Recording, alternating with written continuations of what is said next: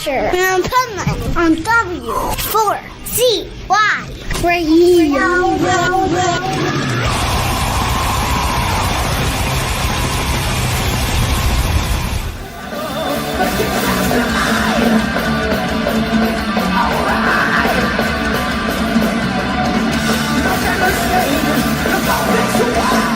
This is the Pipeman here on the Adventures of Pipeman W4CY Radio, and I'm here with our next guest that, one of the first songs I ever loved, we're going to talk about here.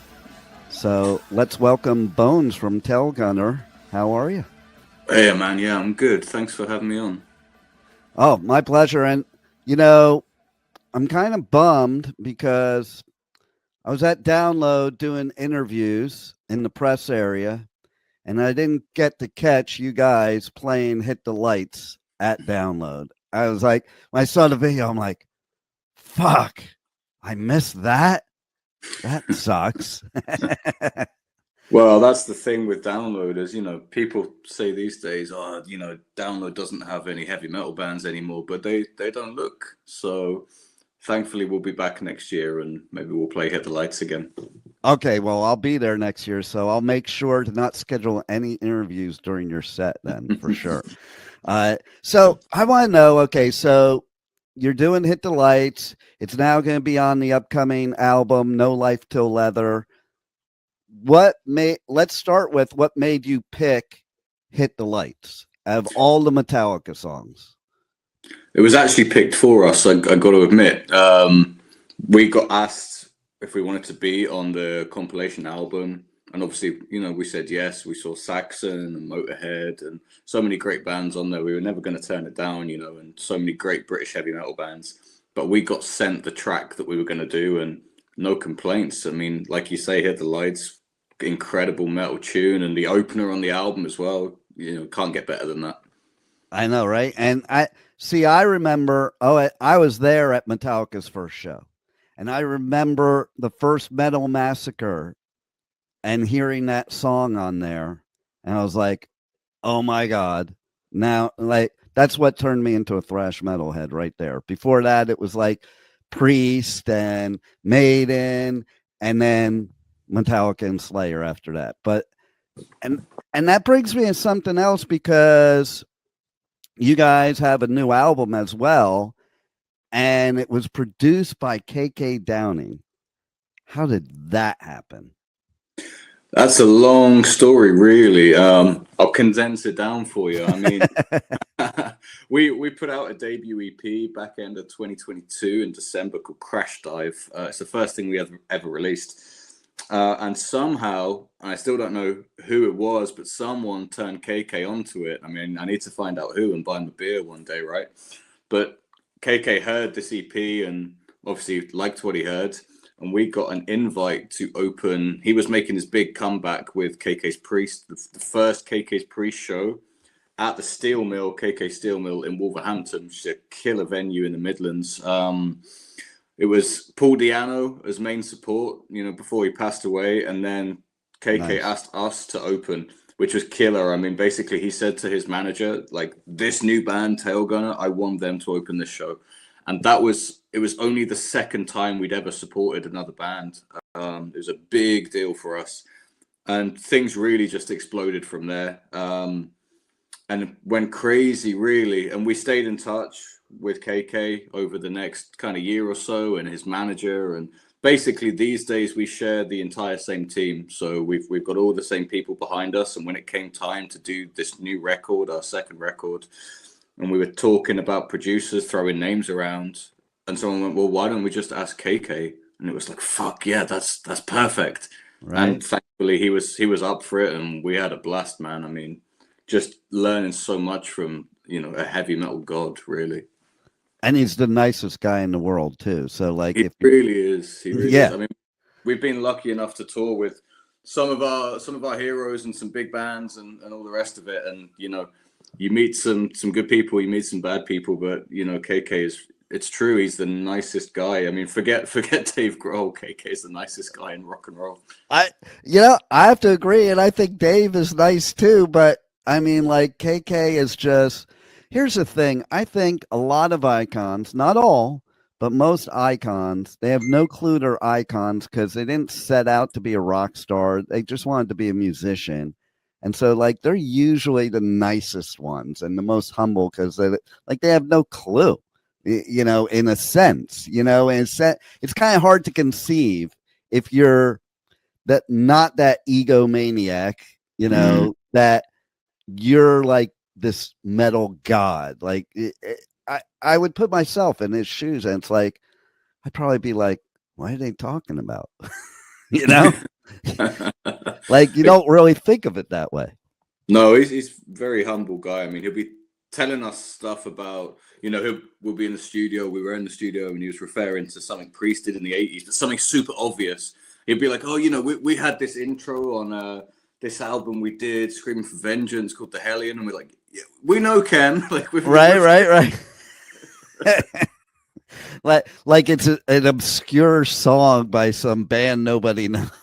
And I think that's cool when bands, they start out obscure that nobody knows, but then they keep that same mindset the whole time, Well, the big thing is as well, I mean, how many guys from that generation are actively interested in new heavy metal and seeking right? Supporting it? I mean, I can't name really too many people, and that's why, to me, he is like the true defender of the faith, because he's fucking out there and keeping it alive and promoting new bands. I love hearing that. And it's so true. As somebody that is OG from the 80s time, the only reason I probably know all the newer bands that I do, and I know a lot of them, is because of what I do. Because I talk to my old school friends that I went to shows with in the 80s, and I'm like, oh, you got to listen to this band.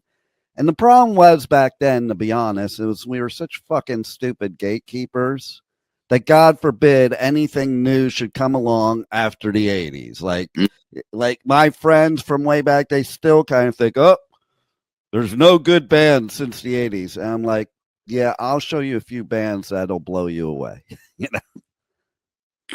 The thing is as well, these days, it's almost, I mean, you've obviously always have the legends, Priest, Motorhead, Maiden, all the rest of them, but there's a whole wave, I think, since probably the mid 90s onwards, bands almost have to be better playing old school heavy metal than a lot of what was around in the kind of, say, the lower tiers of bands, the lesser known bands back in the 80s, because it's harder to prove themselves, because so many like kids these days just want to listen to metalcore, or the older crowd from back in the day, they have to be, like you say, even more convinced, because it's like it's these fucking kids playing like what we did 40 years ago. You know what I mean? So I feel like you actually have to work even harder, and that's not a bad thing. It's not a bad thing. Well, it's definitely true, because it's like, all right, so you take bands like Metallica and Slayer. There was nobody else to compare to before them, And then the best I think of is Venom. Yeah. So back then they were like, they considered themselves the only black metal band, and blah, blah, and I love them. Okay. But it's so funny because black metal bands today would never consider Venom black metal. And even now, for me, all these years later, like I remember getting Welcome to Hell, like when it first came out. It was an import, and I was literally scared when I listened to it for the first time, because there was nothing else like it, like that. And I'm reading the lyrics and stuff, and now I listen to those same songs, and I'm like, sounds kind of poppy now.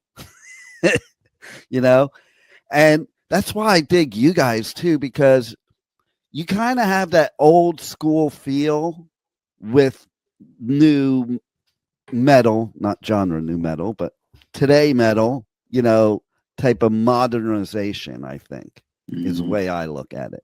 It's like you're the best of both worlds. Well, that's it. I mean, we don't really try to play, quote unquote 80s metal. We just play heavy metal. We don't deep it too much, because there's a whole scene of bands around these days in the underground that it's like, if it doesn't sound, and I'm talking in terms of the production, if it doesn't sound like a demo from 1982, then it isn't cool. And like, I love that, and I love those bands, and I kind of love that mindset. But at the same time, like, we're trying to build a career, so it's like, yeah, we are in a position now, and being with Napalm Records and things, and obviously working with KK, he's not going to let us have shitty sounding drums on a record, or you know what I mean? It's like we have access to. We're still doing everything the old school way, but the thing is, for me, and I've said this before, in the 80s, a lot of those guys were pushing the envelope. So these days we can look back and go, oh, it sounds so old school, it sounds so vintage. But you look at, okay, extreme example, but Def Leppard on Hysteria. That was like the cutting edge of technology. And I think it's actually an important thing, and Priest did that a lot. They were always looking to do something new and fresh. And we look at, if they didn't have that attitude, you would never have had Painkiller. And that's exactly what we're trying to do as well, is still play heavy metal the old school way, the coolest way, but try and push the envelope and take it further and take it to the next thing. So it's not just about sounding like it's from 1982, See, and I love that attitude, because that is what it's all about.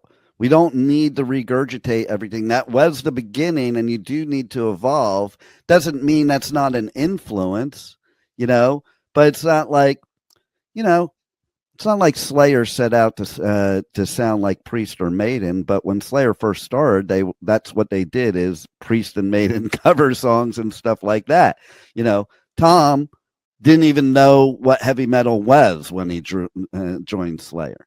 So and then I love your attitude, because there are a lot of bands that I see that almost nowadays follow this like formula, like an algebraic equation to make the metal. And that's weird to me, because you go back then, there was no equation. And in fact, if you talk to a lot of the artists, okay, like James, he talks about how Seek and Destroy is played at the San Jose Sharks game, but he's like, I don't understand why they play the original version. Like the one I redid is much better, because my voice sucked then. But then you take somebody like me, old school, that I love that original raw James voice, but I also know that he's an artist that has to progress and get better at his craft and evolve. So I like the new voice too, and it's kind of, you can't stay in one place is the point. And so even the 80s bands, if they're staying in one place, they didn't make it past the 80s. Metallica evolved. We didn't like it back then. The gatekeep, posers, sellouts, blah, blah, blah. But you can't deny the Black Album, even though at first we were all, oh, that's a piece of shit, they suck. But you can't deny how great that album is. And without it, you guys probably wouldn't be doing a compilation album of Kill 'Em All if it weren't for the Black Album. Probably nobody would even remember. Well, that's the thing. I mean, heavy metal is not supposed to have rules, Right? It's so unmetal to say it has to be done this way, or it's not true metal. It's like, no, fuck off. It's true metal because we say it's true metal. Right, and it's because it's a passion. It's like too. I'll talk to people and they're saying, well, I used to like metal. And I'm like, you were never into metal if you say you used to like metal. Doesn't matter where you went in life, how old you are, like, it's part of you. It's different, I think, than a lot of other music. Punk and metal is more of an identity and music opposed to just music. That's why the fans are so loyal as well. Yeah. When you look at like Motorhead, I mean, if Lemmy was alive now, they'd still be around. But it's why a lot of these bands, they can have one hit and it doesn't fucking matter in metal. It doesn't matter if you never have a charting hit or a breakthrough or get played on the radio. I mean, Iron Maiden are one of the biggest bands in the world, and they've never really been a chart band. Right? No. I mean, in the UK, they had one #1 single, which was "Bring Your Daughter to the Slaughter," which it's a fun song, but like as far as like actual Maiden fans go, like who really gives a shit, Right, totally. And part of the charm for metal was always that too. That's why you got into it, and that's why you had a passion for it. We're like one big family. That I always laugh because I do all these festivals, I do interviews, and I'll laugh with some of the artists that we're interviewing. It's like they'll say, yeah, let's keep people thinking we're scary. You know, it's like people think we're so scary, and like you go to a metal show and it's just one big family and everybody's there for each other and there are no outsiders. And that's what I love about metal today, because it wasn't like that in the 80s. It was bullshit in the 80s sometimes. You know, it was like, you know, if you showed up to a Slayer show with a Motley Crue shirt on, somebody would rip that shirt off your back and throw it up to Tom and he'd burn it on stage and you were like an outcast. But you know what? That was bullshit. You know, I thought it was cool when I was a teenager, and now I realize it was just bullshit. You know? So what got you into metal originally? Fuck. I mean, I remember coming home from school as a kid, and we had watched the School of Rock movie. If you remember, that was Jack Black. And totally. To be honest, watching the movie, it didn't really have much of an impact on me. But I got they played the riff to Smoke on the Water in the movie, and I remember coming home from school, and like none of my family are really into metal, or you know, but my dad's into music, and I was just singing this riff, just humming the Smoke on the Water riff. He goes, if you like that, you should fucking check this out.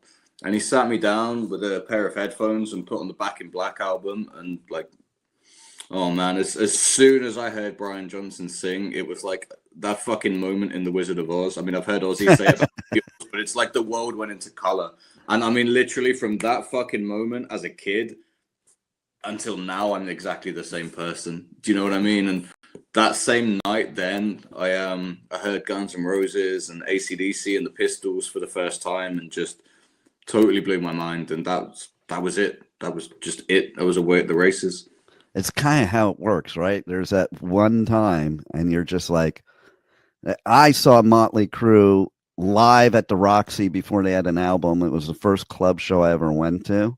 And like, they weren't hair metal yet. They were horror punk at that time. And I remember going to that club show. I'm like, I'm never going to a real concert ever again. Like, it was the most amazing experience, you know, and it ended up every Friday and Saturday night. That's what I was doing all through high school, you know. And it's funny you mentioned Smoke on the Water, because I wonder if guitarists are picking up a guitar for the first time now to learn guitar, if they have the same thing, and I highly doubt they do. When I was a teenager, the first song you ever were taught to play on guitar, everybody, was Smoke on the Water.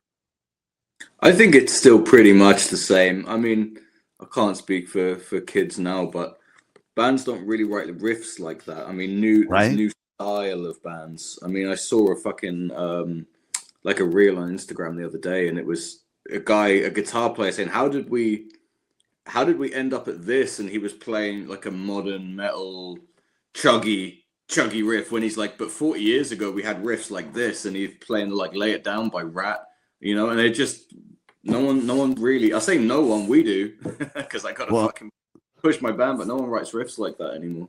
Well, that's why they have to check out your version and Hit the Lights, and you know, obviously get the album No Life Till Leather, but more, and also get the album Midnight Blitz, because then they could see what you're about. Because I watched the video of you doing, even though I was there, I watched the video of you guys doing Hit the Lights at Download, but then I pulled up your newest video and I was like, now they're badass. Because that's when you really tell if a band's badass, when you hear what they do with their own music, because that's them being totally them. And so everybody definitely has to check you guys out. Tell everybody how they reach you on socials, how they get the new album, and, you know, check tour dates, buy merch, all that good stuff. Whatever's easiest for them. I mean, if you search Tailgunner on Google, we'll come up. So that's all they need to do. If they search us on YouTube, we'll be there. And if they want to buy our album, whatever way that they would normally go and grab an album, they'll find it. Nice. Well, I look forward to seeing you at Download next year. And maybe you'll be at Bloodstock too, because I'm also at that one. And I think you guys would be great at that one. That's a killer festival. And thanks for being on the Adventures of Pipeman. Thanks for having me, dude. Good to speak to you. Same.